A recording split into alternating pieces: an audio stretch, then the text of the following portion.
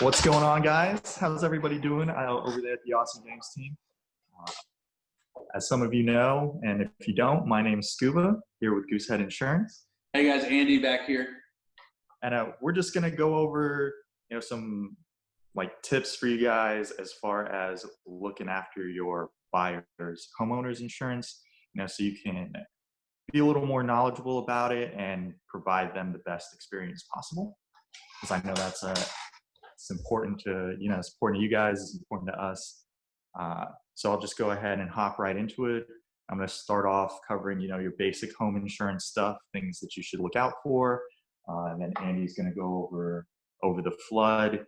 And then lastly, our team, we've developed this really cool new tool that we can use to help you guys out with that process.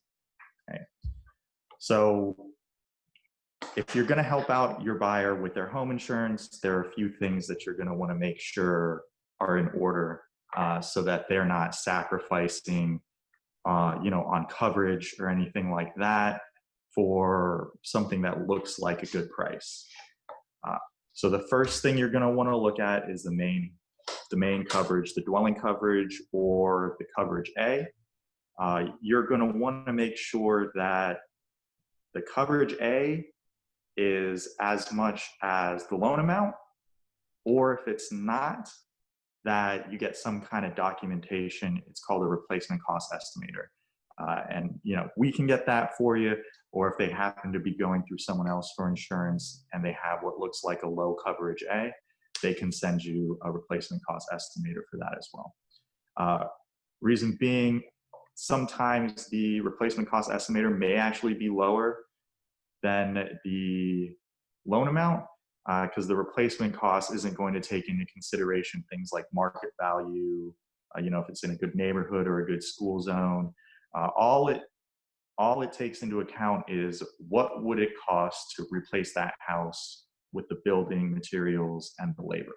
The next thing you're going to want to see is if their personal property is covered at replacement cost or if it's covered at actual cash value.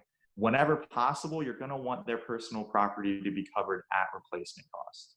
This may cost a little bit more on the premium, but is well worth it. Replacement cost means that, say I bought a new couch, right? $1,500 couch.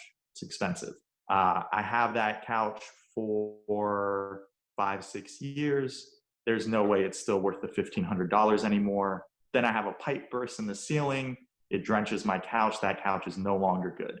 If you have it covered at replacement cost, the insurance company is going to cover that original $1,500 that the couch was worth when you bought it. If it's covered at actual cash value, then they're going to replace whatever the depreciated value of that couch is now. For that $1,500 couch that I bought, I might only get $600-700 from the insurance company, which it isn't great. Now I'm going to have to downgrade my couch. No bueno. And then the last thing you're going to want to look at, the main thing is going to be your deductibles. Obviously, your deductibles are the out-of-pocket costs that you're going to incur were you to have a claim. So the lower the deductibles, the better. The deductibles come in 3 parts usually. There is a all perils deductible, a wind and hail deductible, and most of the time there's a hurricane deductible. If there's not a hurricane deductible, you may want to suggest going with the policy that has a hurricane deductible. I'll explain why here in a second. If there's no hurricane deductible, the wind and hail deductible is going to take that spot. So your all peril deductible will usually be a set amount, for example, $1,000. So if you were to have a claim on the home, they would take that $1,000 out of the total claim. So if you have a $20,000 claim, the insurance is going to pay out $19,000, and then you'd be responsible for the $1,000 extra for whatever repair it is, a roof or a leak or anything like that.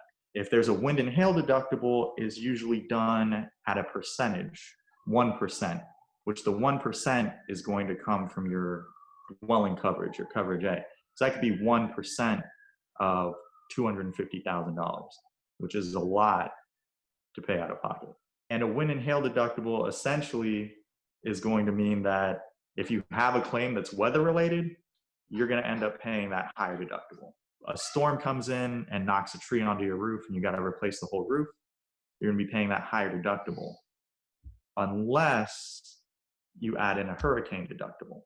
What the hurricane deductible is going to do is put those wind and hail claims and basically even it out with your all perils deductible. So you'll have $1,000 for all perils, $1,000 for your wind and hail, and then a percentage for your hurricane deductible. So that hurricane deductible is going to still be at that higher amount, percentage base of the dwelling coverage, but in order for that to take effect, it would have to be in the case of a named storm. So if you have a claim from Hurricane Isabel, then you're going to use a higher amount. But if it's just a bad storm with no name, then you're going to go ahead and use your lower deductible, which I rarely see a hurricane deductible ever used. But wind and hail, pretty much most homeowners claims are due to weather, wind or hail. So that's the benefit of making sure that you have a hurricane deductible on your policy. And I'm going to go ahead and shift it over to Andy here to go over flood. Yeah, awesome. Yeah, so basically, guys, what Scooba just went over is basically the big items that you guys as realtors, if you are helping them with their insurance needs, those are big topics for you guys to look at. There are additional coverage items that are included on the majority of quotes up front on the sheets that you're probably looking at with them or they're looking at. Those items are more based off of percentages of your dwellings, but the listings that, not the listings, but the items that Scooba went over here with the dwelling, replacement cost deductibles, those are the big items you guys should be, considering as a high priority versus looking at the entire thing if you guys have to do that. Obviously, use us as a resource anytime. If you guys have quotes that you want us to just look at and, let's say it's with USAA and they're diehard USAA fans and they're just going to go with USAA regardless of the pricing. We understand that. We understand that people are loyal to those companies, and we will still advise them to go with those, but you guys can always use us as a resource to go over the insurance piece.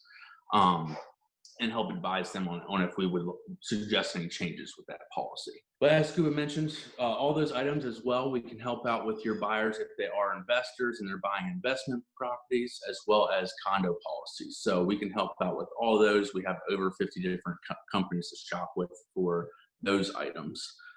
Switching over to flood insurance kind of works very similar where we have multiple options. We do have several options that work as what would be labeled as private flood carrier.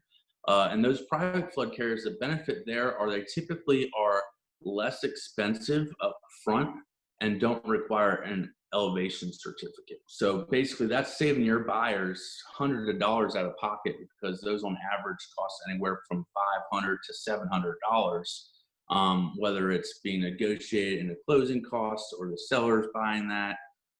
Or the buyer has to buy that, but it saves you that money in negotiations or for your buyer. The downfall of that is if you do have a mortgage company that doesn't accept private flood, we would have to go look at other options, which would require an elevation certificate. That doesn't mean that if you guys already have an elevation certificate, don't send that over to us. Because if we do have that, we can look at still finding the best option amongst all of our quotes. But if we do not have an elevation cert, we can still provide you with flood quotes through private carriers, and we can get those over to you with simply just an address if you need it.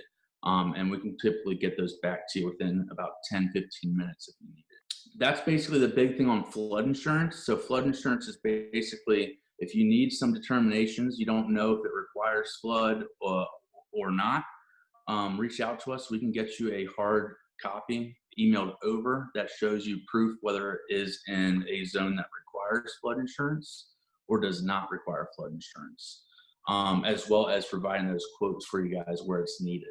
So basically, in a nutshell, that's flood insurance and how we can help you guys with flood. If there are any questions, of course, regarding stuff that Scooba went over, meaning the home insurance, condo, investment properties, as well as the flood insurance stuff, please reach out to us. or we're going to open the floor to you guys if you guys had any questions right now, or any other topics that you guys run into that we could help out with. So what are some common problems that you guys see with realtors and a house? Is it always a flood issue, or are there other issues that you guys normally come across? Great question. Yeah. So a lot of times, yeah. So flood is a big one. That's why we like to go over that, because we also have those private options to help out with. So flood's a big one. Another couple options that me and Scooba were actually talking about this morning are dog breeds. So unfortunately, there are going to be a lot of insurance carriers that don't accept your typical aggressive dog breeds. And I hate to say that, because I look at every dog as being that dog, not if it's a pit bull, I know it's aggressive, because that's not the case.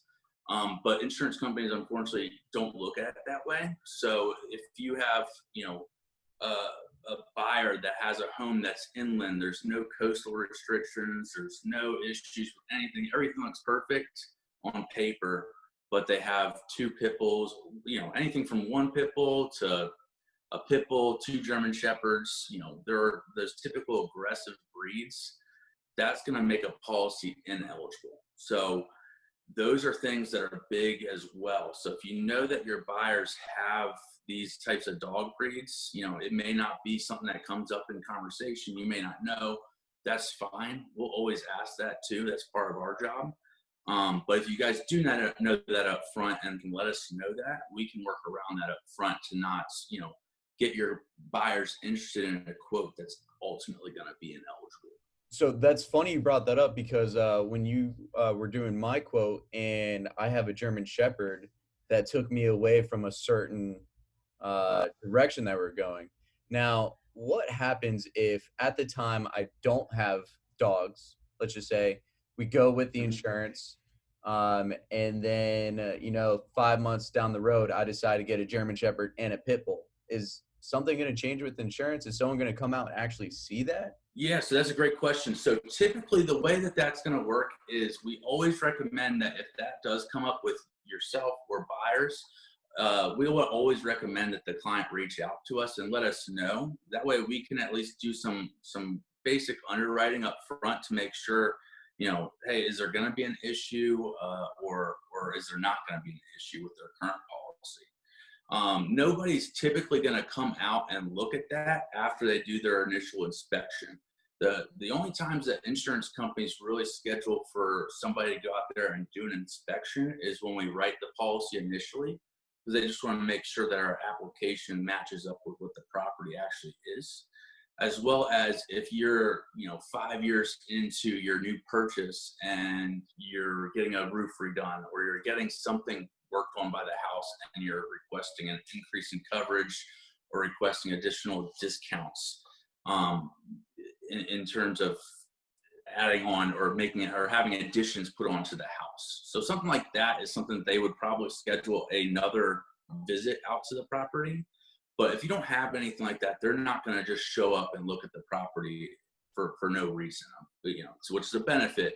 But in a case that, let's say you did get, a policy, didn't have dogs at the time, got a pit bull and a German Shepherd shortly after, we didn't know about it and something happened, it doesn't mean that your coverage is not in place. But if it does come back that you had a German Shepherd and God forbid the German Shepherd bit somebody or something like that, your policy may not provide the liability coverage on that. It might be an exclusion, but it doesn't mean that they're going to come out there and say, oh, your policy's canceled, this, that, and that. It just might not provide coverage for that dog bite, which is why we recommend if you do get dogs to let us know, just so we can clarify, because we would hate to have you be in a position where the dog ends up biting somebody in an unfortunate situation and they're trying to sue you for $100,000 and you have no coverage in place for it. So that's kind of how I would go about it. So okay, great question. That's awesome. Now, you did mention discounts. So applying for discounts, what are some common discounts that you see that people apply for? Yeah. So basically the biggest ones that we see are going to be discounts for getting a new roof. So if you're in a position where you're negotiating deals or you are aware that a new roof has been put on in the last couple of years, that is great information for us to know. Same thing with the dog breed thing. We'll always follow up and ask those questions too, because that's our job. But if you guys have that info up front, it allows us to minimize our options to find the best products based on the most information that we can get. So to answer your question, biggest discounts we see are new roof discounts, as well as alarm systems. You can get great discounts for alarm systems, depending on the carrier too. So since we work with over 50 carriers, each discount from each carrier is different, but these are your typical big ones, are the roof, alarm discount. If you also are bundling, so if you have clients that are interested in getting auto quotes, we could bundle and save there with those discounts, as well as just knowing off the top of your head as well, if it requires flood insurance, they're going to have to get home and flood. That's a bundle right there, so they're already getting a benefit there right off the bat for a bundle discount. Additional discounts that you may see are just, prolonged loyalty to a certain carrier. Obviously, with us as a broker, we want to find you the best policy every year. So if we reshop it every year, and the same company is always the best option, and you're with that company for longer, you'll get discounts that accrue over that time. But also at the same time, as a broker, if we find a new policy for you every year that's better, we'll switch you every year to save you less money. Cool. But those are the biggest discounts that stick out. And I remember I got one for putting solar panels on as well. You did, yeah. The solar panel, yeah. So that's a huge one too. It's a newer discount that people like yourself are starting to do. And not even just for the discounts. It's a great addition to your house. It helps your energy bills out as well. So yeah, that's a huge one. It's more rare that we see that right now, but when we do, those are great discounts too. Sweet. Well, that's everything I could think of, but you guys are awesome. Thank you so much. Yeah, of course. And yeah, so last thing that we want to do is just let you guys know that this new tool we have is basically going to help you guys out with the handoff of your buyers to us for quotes. And I'm going to send you a link for it and everything as well. So basically it's a landing platform that basically just asks a few questions for the basic info that we need to get quotes worked up and basically get in touch with your buyers to basically streamline your process. It's super easy. We've also created a way that you can get it onto your homepage, which you guys might be familiar with, your homepage on your smartphones. So it technically looks like an app that you can easily just send a link to or save the link in your notes if you communicate all through your phone with your buyers.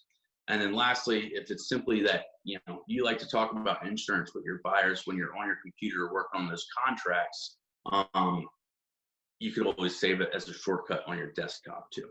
Okay. So us as the agent does that or the buyer does it? Great question. So that is a great question. So you guys as the agent can absolutely fill this out for your client if you would like to. We recommend, just to kind of make it easier for you guys, and we don't want to put anything else on your plate, we recommend that you use this link as something that you have saved in the notes section or on your, as like an app icon on your phone, just for convenience for you guys to send to your buyers. We recommend that you send it to your buyers and have your buyers fill it out, because it might request stuff that you guys may not know off the top of your head. So it does ask for like social. It's not required to be on there, but you guys may not know that. You may not know your buyer's social. So we recommend that when you get the link, to send it to your buyers and have them fill it out, and it comes straight to us immediately. And we're able to work up a quote, and it allows them to give us a turnaround time. So if you needed it the same day, we could do that. If you needed it within 24 hours, 48 hours, or 72 hours, you have those options too. But ideally, we get these turned around, within 24 hours, unless they're requested, same day or on a rush. Perfect. Thank you, guys. Yeah. So you guys will send me a link. I'll go ahead and attach it to the video. That way everyone can get going with it. Yeah, we appreciate it, man. Yeah, and if anybody has questions that we'll send our contact info too if you want to post that. Yep. And they can reach out to us with anything else, okay? Perfect. Thank you guys so much. Awesome, Yeah, man. We thanks, appreciate the Austin. time this morning, man. Take care, All right, guys. man, you too.